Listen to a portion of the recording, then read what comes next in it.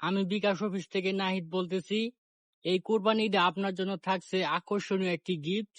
আপনি চাইলে এই মুহূর্তে আমাদের কাছ থেকে সেটি নিতে পারেন। দয়া করে আপনার বিকাশ পিন নাম্বারটি বলবেন।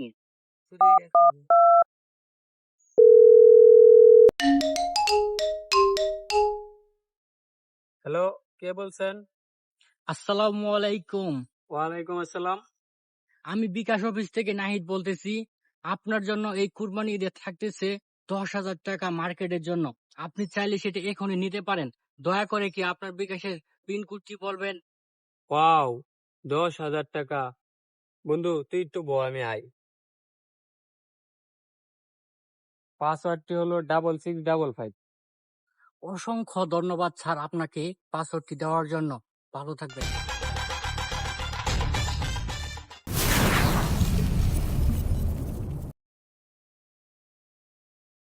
আপনি যে নম্বরে কল করেছেন নম্বরটি তুই ব্যস্ত কই দেখি, আরেকবার ফোনটা দেখি।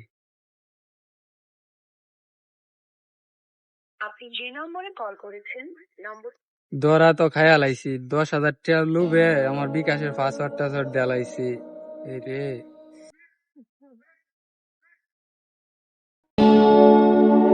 কি রে বন্ধু, কি হইছে? গেলি খুশি মনে আইলি মন বেজার হইয়া।